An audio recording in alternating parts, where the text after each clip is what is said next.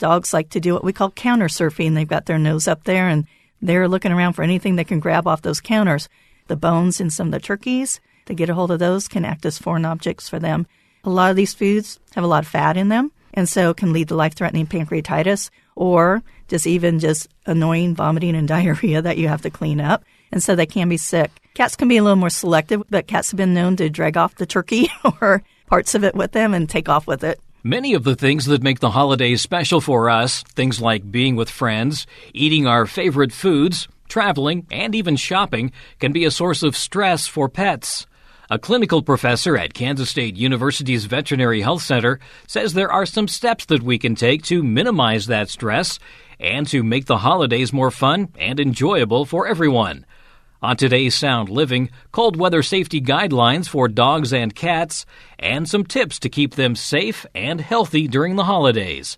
Sound Living is a weekly public affairs program produced by Research and Extension at Kansas State University. I'm Jeff Wichman. Susan Nelson, who is also a licensed veterinarian, tells K-State Radio Network's Randall Kowalik that as temperatures continue to get colder, pet owners need to protect their pets, especially those spending a majority of their time outdoors, from the elements. For your outdoor dogs, you need to make sure they have a doghouse that's not overly big. You want it just big enough for them to get up and turn around in comfortably. If it's too big, they lose heat. And then we want to make sure that the door to the doghouse is facing the south to the west, so basically away from the prevailing north winds in the winter. And then, if possible, if the dog will allow it, to have a flap over the door to help also block out the drafts that are coming in. And then they will need some sort of bedding in their doghouse as well. Clean straw, clean hay works best. Dogs can nestle down into it, and it helps conserve their body heat better.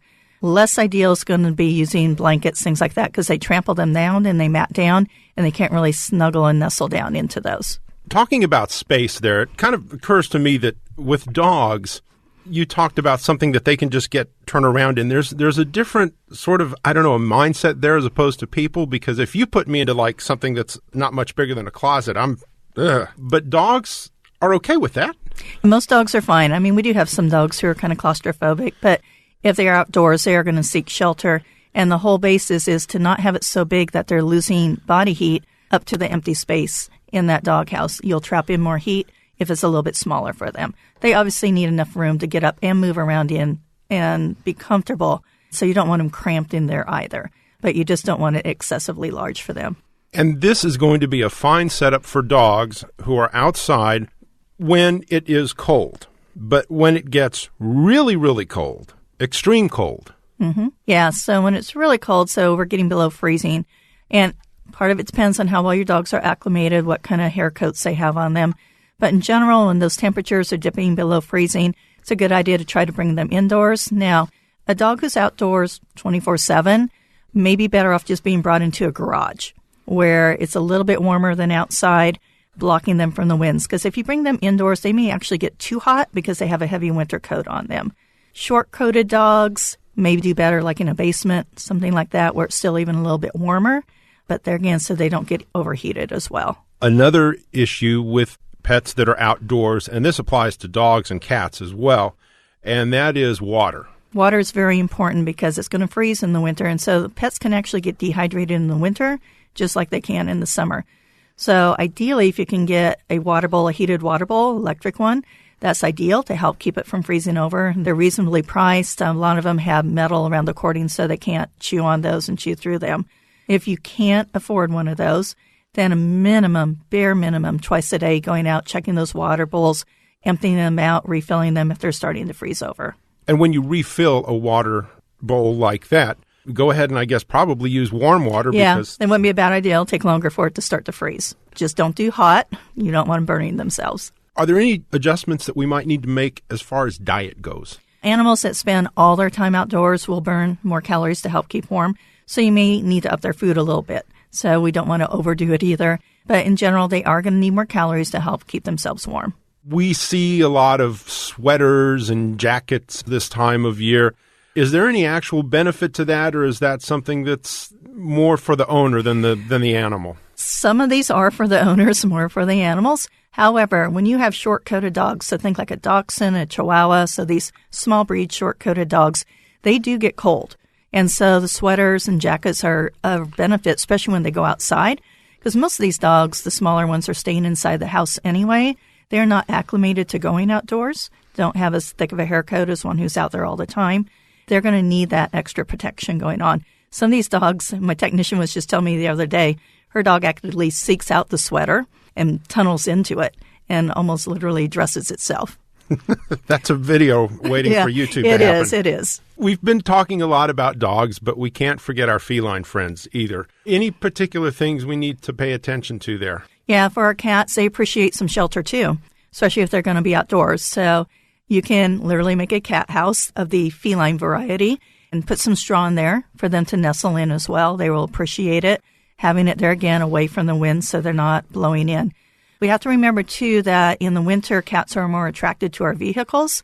They tend to go up in the engines to keep warm.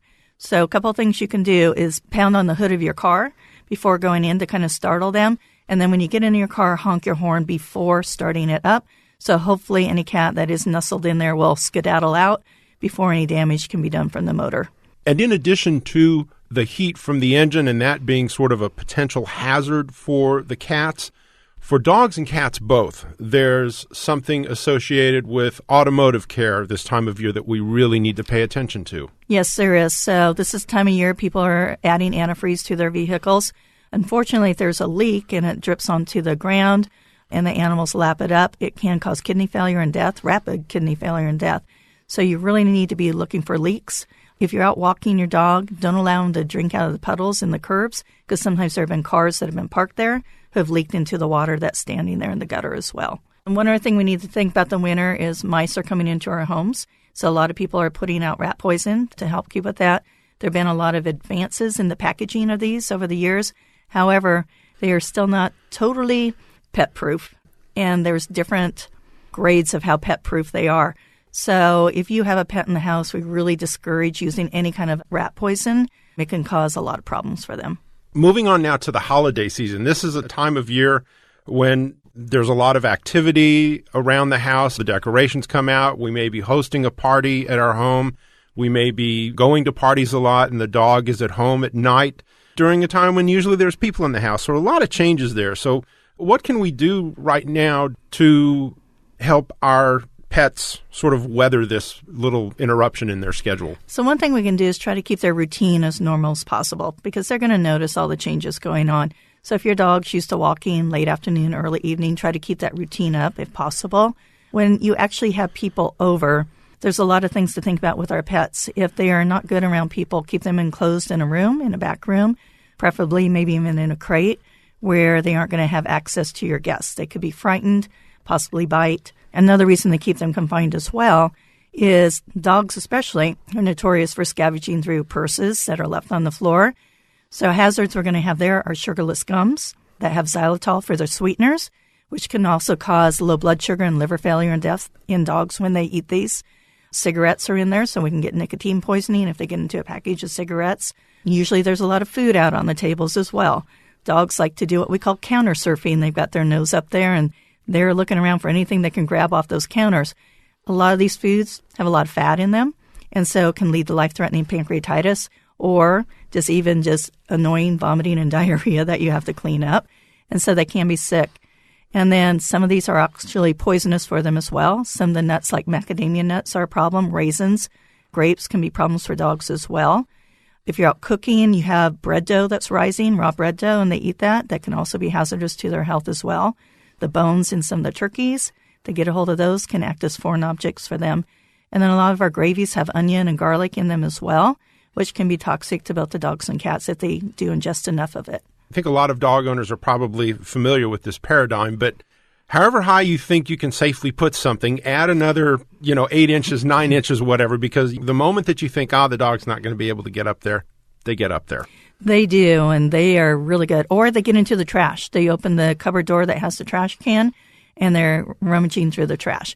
Cats can be a little more selective, but cats have been known to drag off the turkey or parts of it with them and take off with it. One food in particular that we need to pay attention to all year round, but it's a little bit more prominent now because this is the time of year when we have more sweets, we have more baking, we have more cooking, But that's chocolate. Yes, it is. And so that can be chocolate that's just laying out on the counter.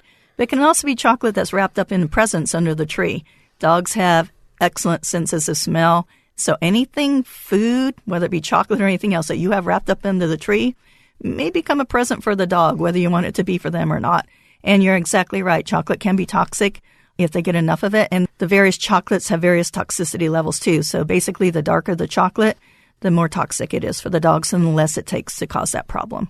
Also, when we're hosting parties, if the dog is out sort of roaming around among the guests and behaving itself for the most part, there's always this little sort of an urge on the part of people, and it's well-meaning to give the dog a little nibble of something. Yeah, that's a good point. Those little nibbles start adding up. They can add a lot of calories. Again, they can lead to GI upset depending on what they're nibbling on, and potentially worse, pancreatitis, which can be life-threatening if they're getting fatty parts of the meats and things like that. So we do need to be careful. And when we were talking about the parties too, not every dog is social with people outside their family members. And sometimes it's actually very stressful on them to have guests over as well. You may need to talk to your veterinarian about different sedatives if this is a time of year that does cause a lot of stress for your pet. And maybe at that point they would do better to just be in their kennel or in their dog bed in a different room of the house. Mm-hmm. In addition to the packages and the presents under the tree, we're doing a lot of shopping. And after a long day of shopping, you come home and you just kind of just drop everything.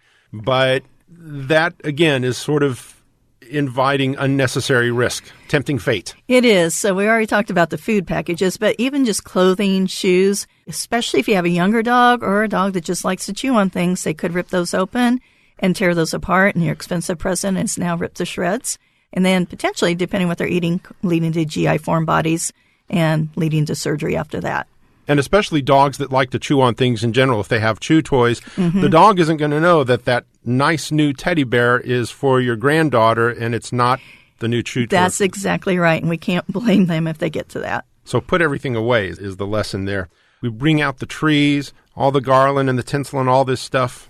This is an issue that is both for dogs and cats, something to watch out for, but I think maybe for cats a little bit more. Some of it, yeah. So the trees are very attractive to the cats. One, they like to climb them.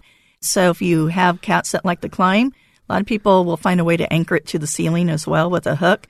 We have a couple of young kittens in our household right now, and I'll tell you, we may not have a tree up this year. But also they're attracted to the ornaments. Things like tinsel can be especially bad. It's very tempting for a cat to play with, and as they start to ingest that, it can cause what we call a linear foreign body. Basically, it bunches up their intestinal tract and can lead to life-threatening situations. So we want to not really use that tinsel for our cats. They like to bat around at the ornaments. Dogs may get those too. I've had dogs swallow the hooks that go to the ornaments, so that can be an issue for them as well. It depends on your pet, and you'll know your pet best, but sometimes for the cats, if it's an older cat, just keeping the ornaments up higher on the tree and maybe the lower aspect of your tree is left bare. Dogs, if you have young puppies, we also have to worry about them chewing on the cords to the lights, and the cats as well will chew on them. Think Christmas Vacation. You have to gauge that with your pet and try to keep the cords out of the way. Those packages under the tree, I don't use any of the curling ribbon on my packages because we do have cats in the house, and that's another item that invites them to try to get a hold of that and ingest that. And again, can cause some linear foreign bodies as well. The things that we see as decoration and something nice is almost sort of like a game to some of these animals. And it is. It's just play toys to them. A couple other holiday things. Sure. A lot of times we have scented candles out or just candles in general. You definitely want those up and out of the reach of your pets. They can get them knocked over, potentially start a house fire. So that can happen, or just burn themselves. We see a lot of singed whiskers during the holidays. And then the potpourri that's out there can also be toxic to them as well. So we want to make sure we're keeping this up and out of their reach. That's Susan Nelson, a clinical professor at Kansas State University's Veterinary Health Center and a licensed veterinarian. She spoke with K-State Radio Network's Randall Kowalik.